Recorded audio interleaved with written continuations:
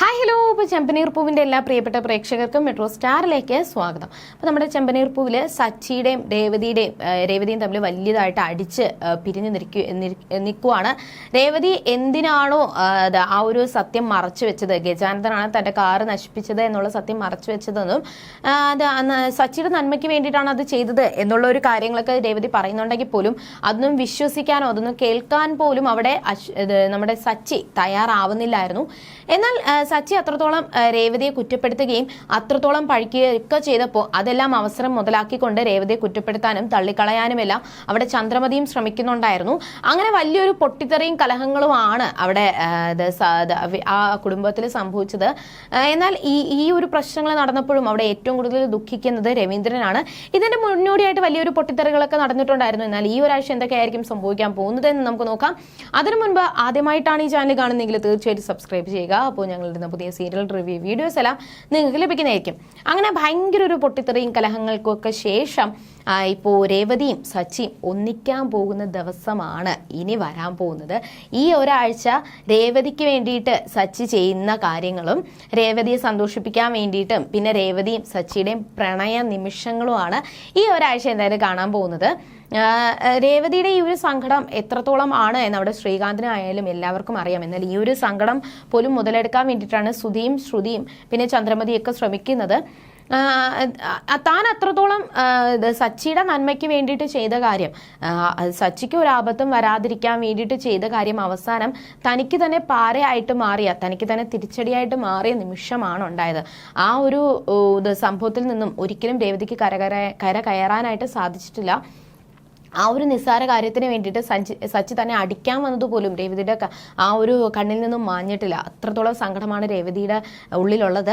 എന്നാൽ ഈ ഒരു സങ്കടങ്ങളെല്ലാം മനസ്സിലാക്കി രേവതിയും സച്ചിയും വീണ്ടും ഒന്നിപ്പിക്കാൻ വേണ്ടിയിട്ടും രേവതിയുടെയും സച്ചിയുടെയും പ്രശ്നങ്ങൾ മാറി അവർ വീണ്ടും ഒന്നിച്ച് പ്രണയത്തോടെ സന്തോഷത്തോടെ ജീവിതം മുന്നോട്ട് കൊണ്ടുപോകാൻ വേണ്ടിയിട്ടും ഉള്ള ശ്രമത്തിലാണ് ശ്രീകാന്തും വർഷയും കൂടിയുള്ളത്.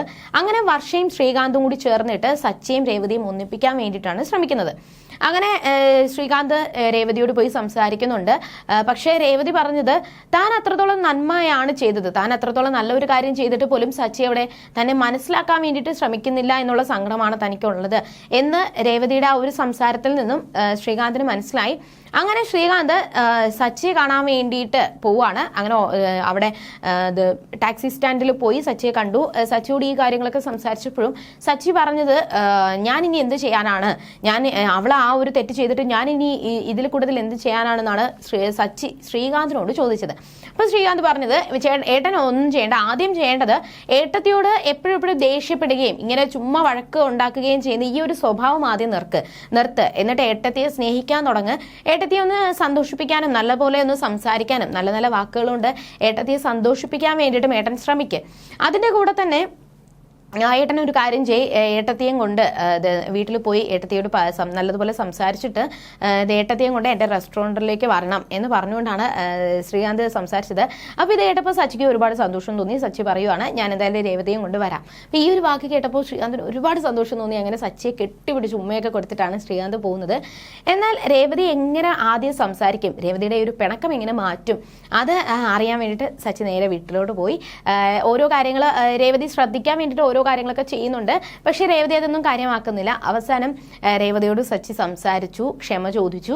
എന്നിട്ട് ശ്രീകാന്ത് വിളിച്ചിട്ടുണ്ട്, നമുക്ക് റെസ്റ്റോറൻറ്റിൽ ഫുഡ് കഴിക്കാൻ വേണ്ടിയിട്ട് പോവാം, നീ പെട്ടെന്ന് റെഡിയാവ്, നമുക്ക് പുറത്തൊന്ന് കറങ്ങിയിട്ടൊക്കെ വരാം എന്നൊക്കെ സച്ചി പറയുന്നുണ്ട്. ആ ഒരു വാക്ക് കേട്ടപ്പോൾ രേവതിക്ക് ഒരുപാട് സന്തോഷം തോന്നി. ഒന്നും വേണ്ട, തൻ്റെ ഭർത്താവ് തന്നെ ഒന്ന് ചേർത്ത് പിടിച്ചാൽ മതി, തനിക്കൊന്നും വാങ്ങിച്ചെന്നില്ലെങ്കിലും തന്നെ ഒരു ഭാര്യയായിട്ട് അംഗീകരിച്ചാൽ മാത്രം മതി എന്നുള്ളൊരു കാര്യം മാത്രമാണ് രേവതിയുടെ മനസ്സിലുണ്ടായിരുന്നത്. എന്നാൽ അതെല്ലാം അതുപോലെ നടക്കുകയും പുറത്തു കൊണ്ടുപോകാന്നൊക്കെ പറഞ്ഞപ്പോൾ രേവതിക്ക് ഒരുപാട് സന്തോഷം തോന്നി. അതിൻ്റെ കൂടെ തന്നെ രേവതിക്ക് ഉടുക്കാനുള്ള സാരി സച്ചി തന്നെ സെലക്ട് ചെയ്ത് കൊടുക്കുകയും ചെയ്തു. അതൊക്കെ കണ്ടപ്പോൾ രേവതിക്ക് ഒരുപാട് സന്തോഷം തോന്നി. അങ്ങനെ സുന്ദരിയായിട്ട് രേവതി സാരിയെ കൊടുത്ത് സച്ചിയുടെ കൂടെ പുറത്തു പോവുകയാണ്. അതിൻ്റെ കൂടെ തന്നെ രേവതിയെ പ്രണയിക്കാൻ വേണ്ടിയിട്ടും രേവതിയെ സന്തോഷിപ്പിക്കാൻ വേണ്ടിയിട്ടും കുഞ്ഞു കുഞ്ഞു കാര്യങ്ങളൊക്കെ ചെയ്തിട്ട് രേവതിയെ സന്തോഷിപ്പിക്കാൻ വേണ്ടിയിട്ടും ചെയ്യുന്നുണ്ട്. സച്ചി ശ്രമിക്കുന്നുണ്ട്. പക്ഷേ ഇതെല്ലാം ഇതെല്ലാം മുതലാക്കിക്കൊണ്ട് ഇതിന്റെ ഇടയിൽ തന്നെ ചന്ദ്രമതി രേവതിയെ കുറ്റപ്പെടുത്താൻ വേണ്ടിയിട്ടും തള്ളിപ്പറയാൻ വേണ്ടിയിട്ടൊക്കെ ശ്രമിക്കുമ്പോൾ ചന്ദ്രമതിക്കും തക്ക മറുപടിയായിട്ട് സച്ചി അവിടെ നിൽക്കുകയും രേവതിയെ ചേർത്ത് പിടിക്കാൻ വേണ്ടിയിട്ടും സച്ചി ശ്രമിക്കുകയാണ്. ഇനി എന്തായാലും എന്തൊക്കെ പറഞ്ഞാലും തന്റെ ഭാര്യയായ രേവതിയെ സച്ചി കരയിപ്പിക്കുകയോ അല്ലെങ്കിൽ വിട്ടുകളയുകയോ ഒരിക്കലും ചെയ്യത്തില്ല. അത് മാത്രമല്ല മറ്റുള്ളവരുടെ മുന്നിൽ കൊച്ചാക്കുന്ന സ്വഭാവം സച്ചി നിർത്തിയിരിക്കുകയാണ്. ഇനി എന്തൊക്കെയായിരിക്കും സംഭവിക്കാൻ പോകുന്നത്? എന്തായാലും രേവതിയുടെയും സച്ചിയുടെയും ഒന്നിക്കുന്ന ദിവസമാണ് ഇനി വരാൻ പോകുന്നത്. അവരുടെ പ്രണയവും അവരുടെ സന്തോഷത്തോടെയുള്ള ജീവിതവും രേവതിയെ ചേർത്ത് പിടിക്കുന്ന ദിവസങ്ങളുമാണ് ഇനി എന്തായാലും അവരുടെ ആ ഒരു പ്രണയവും ഒക്കെയാണ് നമ്മൾ കാണാൻ പോകുന്നത്. ഇനി എന്തൊക്കെയായിരിക്കും സംഭവിക്കാൻ പോകുന്നത് എന്നും നമുക്ക് വരുന്ന ആളുകളിൽ കണ്ടറിയാം. അതുവരേക്കും ടാറ്റാ ബൈ.